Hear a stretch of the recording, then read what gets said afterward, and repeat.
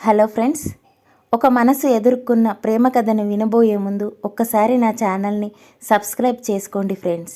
అందరూ కుర్రాళ్ళలాగే నాది ఫేస్బుక్తో విడదీయని బంధం. ఆ రోజు ఆన్లైన్లో తచ్చాడుతున్నా కీర్తి అనే పేరు కనపడగానే నా చూపు నిలిచిపోయింది. అందమైన పేరు, పైగా నాకు ఇష్టమైన హీరోయిన్ కాజల్ ఫోటోతో. ఆలస్యం చేయకుండా ఫ్రెండ్ రిక్వెస్ట్ నొక్కేశా. 3 రోజుల్లో తన స్నేహితుల జాబితాలో నాకు పేరు. కీర్తి మా జిల్లా అమ్మాయే. అదే తనపై ప్రత్యేక అభిమానం పెంచింది. ఫ్రెండ్గా అంగీకరించినందుకు థ్యాంక్స్ అంటూ మెసేజ్ పెట్టా. బదులిచ్చింది. రోజుకోసారి పలకరించేవాణ్ణి. స్పందిస్తే పొంగిపోవడం, సమాధానం రాకపోతే ఉసూరుమనడం. మెల్లిమెల్లిగా మంచి స్నేహితులమయ్యాం. నీ అసలైన ఫోటో చూడాలనుంది, మనసులో మాట బయట పెట్టానోసారి. మరుసటి రోజే ఫోటో ప్రత్యక్షం. నిజం చెప్పొద్దు, కాజల్ కన్నా అందంగా కనిపించింది. అప్పట్నుంచి నా మనసుకు పట్టాపగ్గాల్లేవు. నిద్రలోనూ ఆమె కలవరింతలే. ఆపుకోవడం నా తరం కాలేదు. నీతో ఒక్కసారి నేరుగా మాట్లాడొచ్చా? 4-5 సార్లు వేడుకున్నా. దేవత కరుణించింది. చకచకా మొబైల్ నంబర్ నొక్కేశా. గొంతు అందంగానే ఉంది. మాటల్లో తెలిసింది తనది మా కులమేనని. Engineering 3rd year చదువుతుందట. వివరాలు తెలిసాక నాలో ఆలోచనలు పరుగులు పెట్టాయి. కీర్తిని పెళ్లి చేసుకుంటే ఈ ఊహే మరింత ఆనందాన్నిచ్చింది. ధైర్యంగా అదే మాట అడిగా. పిచ్చి మొద్దు, ఇంత ఆలస్యంగానా చెప్పడం అంది. ఎగిరి గంతేశా. 3 రోజులైంది, ఫోన్ లేదు. ఆన్లైన్లోకి రాదు. పిచ్చెక్కిపోయేది.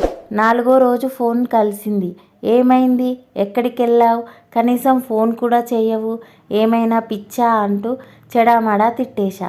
నీకేం బాబు, ఎన్నైనా అంటావు, నా బాధలు నాకుంటాయిగా అంది నిర్లక్ష్యంగా. ఆ మాటతో నా కోపం నశాలానికి అంటింది.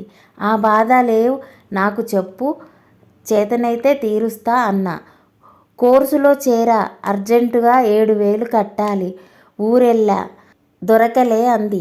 అవసరానికి ఆదుకోని ప్రేమ ప్రేమే కాదనిపించింది.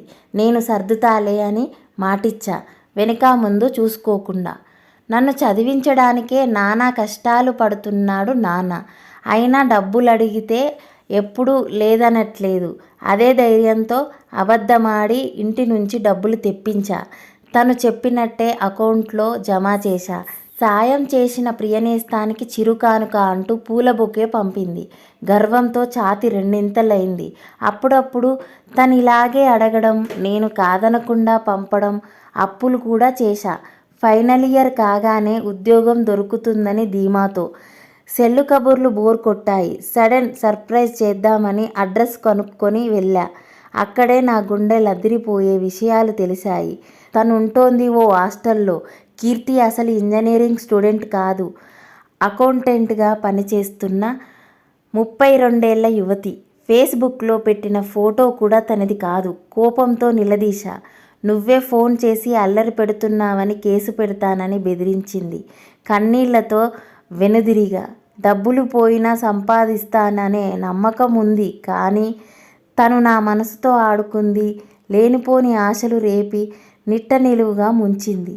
నాలా మోసపోతున్న వాళ్ళు ఎందరో. అమ్మాయిలు, అబ్బాయిలు, తస్మాత్ జాగ్రత్త. ఆన్లైన్ స్నేహం చేసే ముందు ఒక్కసారి ఆలోచించండి.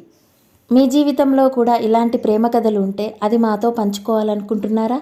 అయితే పేపర్ మీద మీ ప్రేమ కథను రాసి స్క్రీన్ మీద కనిపిస్తున్న వాట్సాప్ నెంబర్కి ఫొటోస్ తీసి సెండ్ చేయండి.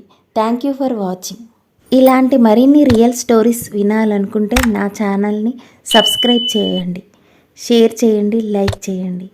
Thank you for watching.